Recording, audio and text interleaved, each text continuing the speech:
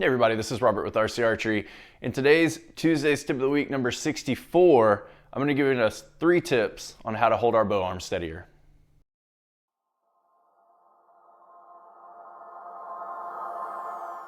Alright guys, on tip number 1, I'm going to be going over our release hand and how that, along with our wrist and our release arm, work into helping us hold steadier. So there's a couple ways I'm going to break this down. This is actually going to be a multi-segment tip 1. So the first thing that I'm going to be going over is looking at just the shape of our hands and then trying to adjust a release based off of what that needs to look like. So many releases that are out today are a lot like this True Ball Goat that I use. This release has an adjustable arm where you can adjust it as a 3-finger or a 4-finger. You can even shoot it as a 2-finger if you want to, but if you're using these extensions, these can go up and down. So this doesn't exactly mirror the shape of my hand, but I want to use this as a starting point to kind of go over everything. So if you were to just look at your hand like this and curl the fingers in, you can kind of see the shape that it takes through here. And this is what we're looking at, just through the fingers that we're using on the release. And the reason that is important is because we need to understand how that correlates to what our release is going to do in our hand as we're using it. So for me, I don't actually wrap all the fingers around when I use a 4-finger, so I mostly use just my index and my middle finger, and then my 3rd and 4th finger just kind of along for a ride like you see here. But what I have done with this release is I want to feel my fingers have a certain amount of engagement on the pads of this release here, so on the base of this release. So what I have done is use this as a leverage point, and whether this was a thumb release or a hinge release, I would do this the exact same way. And what I want to feel is the majority of pressure coming right through here in my index and my middle finger, but I want these outer fingers to be engaged because as I work through a thumb button or work through a hinge, this release leverage is going to help me because it's less input that my body is going to need to use. So that actually helps us stay steadier on target. It helps our sight picture have less movements.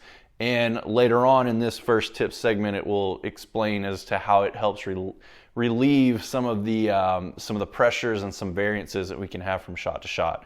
So a lot of the times what I'm doing is pretty similar. I'll use this as a hinge because it will probably be most easy to understand for a lot of people. So on a hinge release, it has to rock back and forth and have motion, right?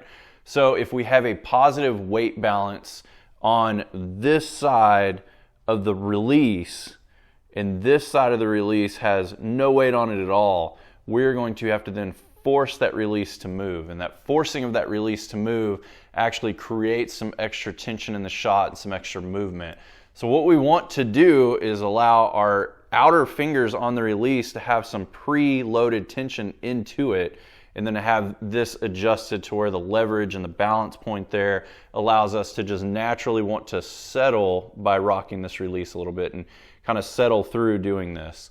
You can micro adjust this and spend as much time on this as you want to. I have a ton by just using the hash marks on the back of these releases and kind of adjusting that and playing with it.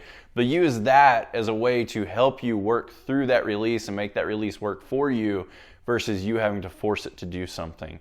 Now the other side to what I'm going to be talking about is our wrist position and the pressures that imparts on this release. And I've actually got my shot trainer here that you noticed in the last video because it helps us really see this and visualize it very well. So if I get to full draw here, if I were to adjust the tension in my wrist and make it turn, so making it turn this way, left and right, you can see that the trainer aid, as I do this, is actually moving just a little bit here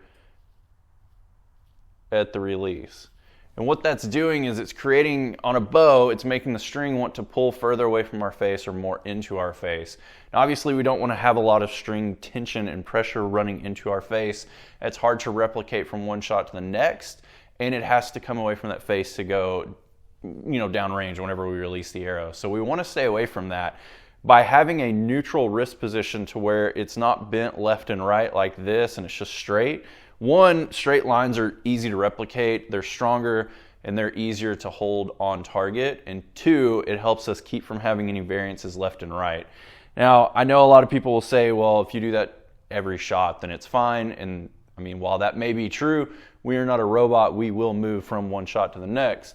So if we're here one shot and here the next and here the next, and we're moving that string around on this back end, when we go to release the arrow, that string is going to come out away from our face in a different platform every single time. Whether that be popping it out away from our face, where it's coming out over here and we're getting a miss there, or we're pulling it and it's coming this direction and coming through our face. So we want to avoid that, obviously, and stay away from it. Now, the other side of this is what we're doing with our wrist in this position. And this actually, in my opinion, probably has a bigger movement profile with what you'll see downrange on a target. And it really just comes through as to how aggressive you are on your shot. If you're a very aggressive archer where you're pulling into the wall and creating a lot of tension, or you pull through your shot or whatever you're doing, having that variance with your wrist up and down will actually move what we're seeing in our float as well as actual shot execution. So when we're pulling up on this release like this with our wrist bent, all the pressure is then pulling this direction on the release. And the same thing if we're here, it's all pulling here. It's shifting it in our hand. And you'll notice that a lot of the times archers that want to use the back of their hand here and run it up the side of their face, your wrist will bend some. And when you're doing that, you're pulling up on the release, and that's pulling the bow down. You're actually pulling up on the back on the D-loop and forcing the front of the bow down.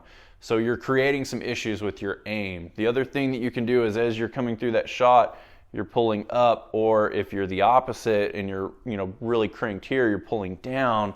And as that shot breaks, we're seeing the same replication as what we did left and right, where it's coming up and down. Now, these are minute differences, and obviously what I'm doing is extreme with examples, but those two areas will actually hurt you a lot in your accuracy. Now, the last part of this is what we are doing with the location of our entire arm through our elbow. And what I tell archers in an ideal world is we want to feel like the elbow is running in a straight line through the wrist, through the hand, through the release, through the arrow. Now, that's the idea of what I am trying to feel and replicate as I'm making my shot. And the reason I'm doing that is because when I am expanding and creating that tension in my shot, before I start to work my release, that is a straight line from the target, and it actually will help you hold steadier on target. It helps you have a little bit of less variance in what we're doing downrange. All right, so tip number 2 is pretty self-explanatory, and I've talked about it a ton on this channel in different videos, but it's our drawing motion. Now, in today's video, I'm going to combine multiple different videos that I have done in the past on how to hold steadier with our draw motion, muscles to use, and different things of that nature. I'm going to put it into this one tip. That way it's a little bit easier for you to go back and look at things, know what you're doing, and you have one video now to look at to give you a little bit better idea of what we're doing. So let's start with the pretty basic setup of what we're doing with our bow arm for the motion that we're looking for. And what I tell everybody and what I try to replicate is our natural motion of if our hand is down at our side and we lift it up with no weight in it at all. This is naturally where our shoulder wants to put itself into place. It's going to have the most benefit of all the stabilizing muscles in it. The joint is going to be compressed enough to where it's stable, and then we're using our core, our hip, and our body below it to be able to help hold that arm up and keep it stable on target. You don't want to be stiff and locked out with the elbow. Best thing that I can tell people is to take your hand, make a fist, put it against the wall, lean on it a little bit, and then you can almost feel without even needing to move your elbow. But if you want to, you can experiment with that. You can almost feel where you want to be naturally, but just holding it here like this. It'll show that the elbow having a little bit of give in it is good for shock absorption whenever we're looking at aiming on target, float, things of that nature. Bobbles, if we have a bobble in the middle of the shot, things like that. A little bit of bend in it is good. It's good shock absorber. Same thing with our shoulder. We don't want to be outstretched with it and lose all the connection here, and we don't want to be so crammed up that it starts to ride up into our neck, because then the joint itself is still not working for us. Now, what we're doing with our bow in this situation is we want to naturally be able to lift our bow up and get that string to our anchor point on here, and we need to adjust the draw length on the bow to make it get to this spot. We don't want to have to adapt and adjust to the bow with the peep height or the draw length of the bow. We want it to make it fit for us. And that may mean you need to do some micro adjustments on draw length, whether it's with the cables for small increments, string for a little bit larger. Work with the cam. A lot of the new bows, or some of the new bows, have some really cool technology where you can micro adjust the draw length with the draw stops and different things that you're looking for. So I even go as far as marking my limb pockets in the limb bolt, knowing how far I can back those off or go in a little bit if I'm not already maxed out. And that helps to change the positioning of the limbs, lengthen or shorten the draw length in very small increments. But whatever you need to do, that's a huge important part of being able to hold steady on target, is getting that bow shoulder to be supported and in a good spot. Now, the other side of this is what we do with our release hand, or with our bow hand rather. With the bow hand, we don't want to cross over the lifeline. Now, the lifeline is this midsection that runs through the hand here. And we need to be on that thumb pad side. And a lot of people will have a flatter area on that thumb pad that they can get to, and that will be very easy to replicate from one shot to the next. What I also tell people is to take your middle, your ring finger, and your pinky fingers and curl them into the palm. Because if I do that, I naturally create a little pocket here on that thumb side, and it's very hard to cross over into that lifeline whenever I'm in the bow. Doing this is going to help us keep our arm at what people say is somewhat of a 45-degree angle with our elbow here and the way that it's turned. I wouldn't get too specific on the degree of angle there, but what I will say is that if you hold your hand like this with your thumb out and hold your hand on your shoulder, you lift the thumb up and move it back and lift it up and move it back and even move it down, you can feel what that does to your shoulder. And as that thumb comes up, the more it comes up to straight up and down or even a little bit over, the shoulder will naturally pull itself out of joint. And obviously that's bad for our stability on target. So that's why they say 45-ish degree angle. It keeps you off the lifeline, gets to a good part on the thumb pad, and it seats that shoulder in place as naturally as possible. Now, the final thing on this tip is which muscles we're using and why. Now, for us, we need to use, as an archer, the largest muscles that we have access to for multiple reasons. One, they're going to be stronger. And then two, they will create lactic acid in them much later on and a lot slower than our smaller muscles. For when we're having to hold it full draw for a long time on an animal in a hunting situation, or maybe for a target round where we're shooting multiple arrows in an end or in the round or in the day, we don't want to rely on small muscles that are going to build up that lactic acid and wear out faster. We want to use the larger muscles. They're going to be steadier for a longer period of time. They're going to change less from one shot to the next. And also, those larger muscle groups are just heavier, or stronger rather, to hold heavier weights or whatever we're doing with forces. So the muscles that I would recommend using are in the back around your scapula, and then at the upper portion of the back, lower portion of the neck. Those, along with the muscles here on our side, they're going to be extremely important in holding that bow steady and how we get into our full draw position. So for me, when I am lifting up my bow arm, naturally, that is loading the muscles here on the side and also loading the muscles around my scapula, my neck, and everything that way. When I draw, the drawing motion that I teach is having the hand come just above the shoulder and then drawing back in a smooth motion and not trying to cram my arm down or do anything crazy with it, because as I'm drawing that back, one, it seats this shoulder better because it's driving the bow into that shoulder, and then I can settle down. As I settle down on target, all the muscles here on my side are helping support that shoulder, and it actually helps you hold your bow arm up. On the release hand side, this smooth draw motion in this direction actually loads the muscles around the scapula on the release side of my body, and that's helping me by engaging these muscles to where I can then relax my hand and my arm a little bit more. Obviously not soft and floppy or anything crazy like that, but I don't have to be rigid in them, because if you're rigid and stiff in what you're doing with your hand, your arms, and things of that nature, you will actually see a shake or more movement downrange. You want to avoid that. But it's also allowing me then to get into my back, move that scapula on the release hand side over into the spine area, work my shot, build tension, hold the tension, create more. Whatever your shot style is, it's allowing you to do that and helping us by staying steadier on target throughout the entire process of our shot.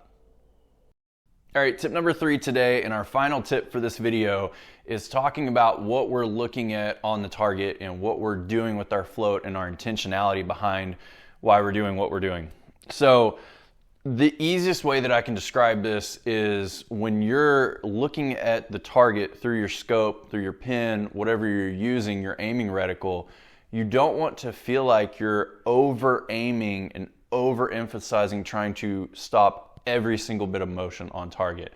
I actually call this trying to choke the pin, because you're almost creating tension and just over aiming and over trying and trying to just kill all that movement. And when you're doing that, you're actually creating shakiness in your sight picture, and you're creating some anxiety and some anticipation and some muscle tension that doesn't need to be there, because then again, you're not holding steady if you have muscle tension that's in an excessive form. So what I like to explain to people and what I like to tell people is we want to be intentional with wanting to be in the middle of the target and holding there in the middle of the target, so that we are not letting it lower, like bob down throughout the shot and just kind of drift down or left or right or whatever's going on. We want to be intentional with that, but we want to do this in a way that we're really looking at what's happening downrange in that float, and we're allowing our bodies and our subconscious to start memorizing the pattern of what our pin is doing on target. So our subconscious is an extremely powerful tool. Your conscious mind can focus on one thing with all of its power at a time. If you're looking at it at a very basic standpoint. Yes, you can focus on a couple things, but like, for instance, a lot of people ask me, do I look at the pin or do I look at the target? And I do both. I'm actually going back and forth between seeing the target and seeing the pin. My brain can't focus on just the pin or just the target for me and have success. I have to be able to see both and kind of the relation between what it's doing. But I'm not making myself focus on just the pin or making myself focus on just the target, because for me, that creates problems. I like to be able to see both. That's what my brain needs, and that's how it works. So what I'm doing with my subconscious is allowing it to take over, because my subconscious mind can do many, many things at once. It auto drives our entire bodies, our heart, our breathing, our brain functions, whatever we're doing. By me trying to touch each finger and touch the fingertip, I can do that because my subconscious knows the hand-eye coordination that it's developed over time. Babies can't do that, but I can do that. And I give that as an example because when we're aiming with our bow, if we're not allowing our subconscious to see the pattern that we're on target with and the float pattern and what we're doing from one shot to the next, one day to the next, things of that nature, our subconscious really never memorizes and learns what we need to do to allow our bodies to work for us. But if we do allow it to do that, then it becomes our best tool ever, because you can literally have archers that, if you go and look at YouTube and see some world archery videos or Lancaster archery classics, stuff like that, you can watch archers at a high level that move their arm really big at the end of the shot, and they think it's the most awful shot ever, and it donuts the X-ring. And the reason that's doing that is because our subconscious works so much faster than our conscious mind. If I consciously try to focus on putting the pin in the middle of the target, by the time my brain is signaled to fire the arrow after I put it in the middle, I've already moved to another spot. But subconsciously, it knows the pattern, it sees what's happening, and it lines everything up for us and allows the shot to just happen. So a test that I give a lot of people when I'm working with them on coaching is to shoot around where you're struggling and trying to hold it into the middle, put it in the middle, do all of that the entire round, and not punch the release, but obviously try to keep it in the middle and make that happen. And then shoot another round where it's very relaxed, where you're holding yourself on target at full draw and you're allowing it to float at your acceptable float rate for you, whatever that is. For that day, for your skill level, for the time and place that it is. if you're allowing it to do that and understanding that you'll hit somewhere in that acceptable float range, then you'll see a difference. Pretty much everybody that I do with, they see a huge difference, especially over time as they get more trusting of this process and what they're doing. So allow your subconscious to take over. Allow that to be what you use as your ace in the hole. You know, keep that in your back pocket to develop that skill to help you hold steadier on target, to help you shoot better. All right, guys, I hope those 3 tips help you. If they did, spread the word, share this video, text message on Facebook, on social media, whatever that may be, and subscribe, like the video, subscribe to the channel. That helps me a ton with getting with the algorithm in YouTube and getting all the videos back to the top and helping other archers see it. So we can all benefit from all this information that I'm giving out. A lot of the information that you saw in this video today, I actually have on the videos that I sell.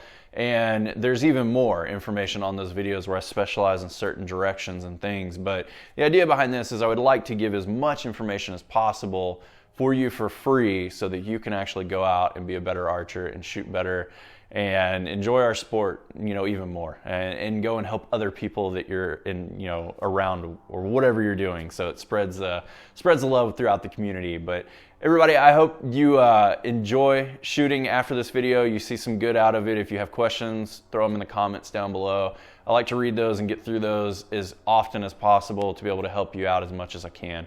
Y'all have a great day. I'll see you soon.